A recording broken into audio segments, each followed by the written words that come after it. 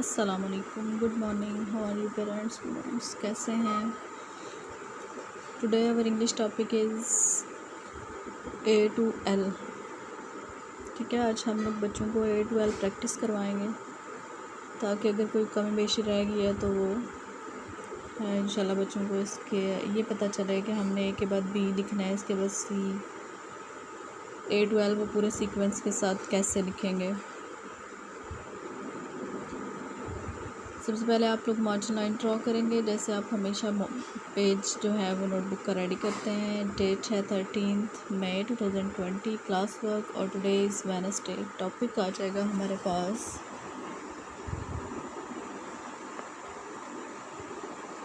Capital A, small A to L. ठीक है, A to L। आप लोग कोशिश करेंगे पहले बच्चों को जो है वो रफ़ नोटबुक्स अगर हैं तो उन पर प्रैक्टिस करवाएं एक दो दफ़ा, फिर आप नेट काम करवाएं। ठीक है, इसका ये होगा कि बच्चे को अगर कहीं पे वो कंफ्यूज है, कुछ पॉइंट्स रह गए हैं तो उसके वो क्लियर हो जाएंगे। ठीक है, फिर उसका जो क्लास वर्क होगा ना वो बहुत अच्छा नीट एंड क्लीन काम करेगा। इसके साथ ही अगर आपने कोशिश ये करनी है कि बच्चे की जो बुक रीडिंग है ना वो मस्ट उसको आए। पहले आप A to L book reading करवाएं। देखिए आपके पास इतना टाइम होता है, ज़रूरी नहीं है कि आप 3 बजे के बाद ही काम सेंड करें। आप नेक्स्ट डे सुबह 12 बजे तक काम सेंड कर सकते हैं। नेक्स्ट डे आप जो है रमज़ान मुबारक है, सब टाइम पे सुबह उठते हैं, उस टाइम पे सेंड कर दें, 8 बजे कर दें, 10 बजे कर दें, कोई मसला नहीं है। लेकिन कोशिश ये करें कि बच्चे की जो प्रैक्टिस है ना वो ज़्यादा से ज़्यादा हो।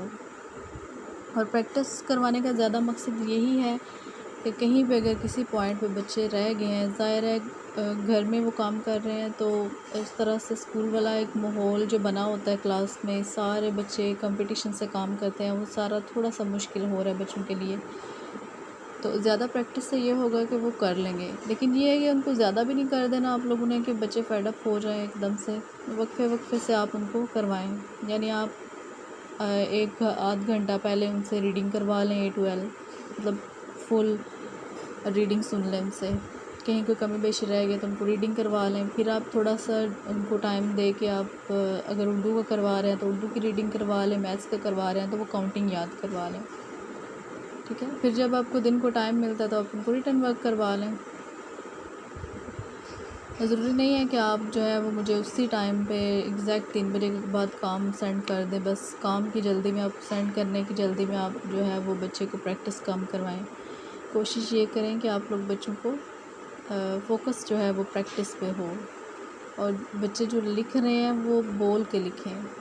जैसे A लिख रहे हैं तो A साथ बोलें भी, और A की साउंड यानी फोनिक्स भी इसके साथ मस्ट पढ़ें। चलिए सबसे पहले हम लोग बच्चों को डॉट लगा के देंगे। देखते हैं आज हमने बच्चों को काम कैसे करवाना है। आप A के dot, B, C, D, E,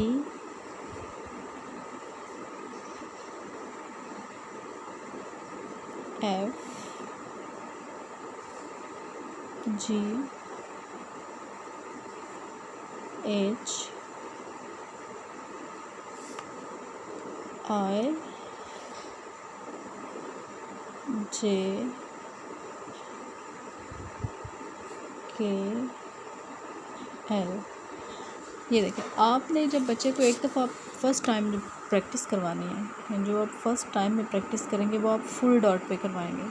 ठीक है, क्योंकि बच्चे A to L first time लिख रहे हैं, उनको आप जो पहली दफ़ा प्रैक्टिस करवाएंगे, चाहे वो आप रफ़ पे करवा लें, चाहे अगर आपको रफ़ पे एक दो दफ़ा प्रैक्टिस करवा के लगता है कि बच्चे 1 या 2 डॉट पे आप कर लेंगे, तो फिर आप नोटबुक पे नीट पे जो है 1-2 डॉट पे काम करवाएंगे। अदरवाइज़ आप लोग कोशिश यही करें कि बच्चे जो हैं वो फ़र्स्ट टाइम में फुल डॉट पे लिखें। अब देखें ऐसे बच्चे आराम से A है, B, B, C, ख, D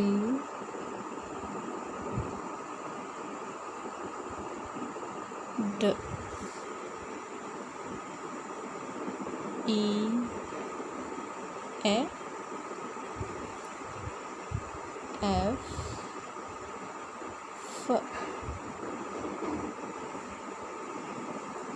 G G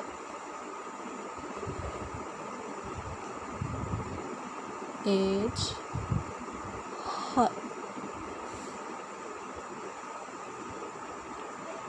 I E J J K K L L। ठीक है, आप लोग ऐसे बच्चों को प्रैक्टिस करवाएंगे। इसके बाद आपने क्या करना है, 1 लाइन स्किप कर देनी है। ये लाइन जो है ना, इसको छोड़ देना है। अब आपने इस लाइन पे कोशिश ये करनी है कि बच्चा हमारा 2 डॉट पे काम करे। ठीक है, इस लाइन पे जो हम सेकंड, ये यहाँ पे आप ऐसे लिख लें 1 टाइम, यहाँ पे लिख लें 2 टाइम।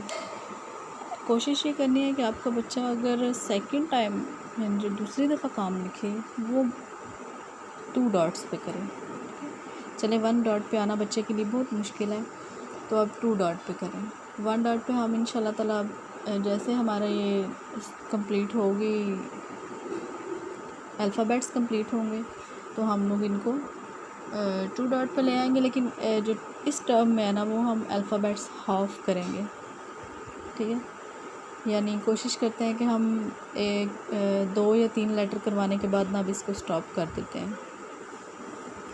लेकिन आपने जो काम करवाना है 2 डॉट पे, वो आपने कोशिश करनी है कि जो अब दूसरी दफ़ा काम करवा रहे हैं ना, वो बच्चे को आप 2 डॉट पे काम करवाएं। ठीक है,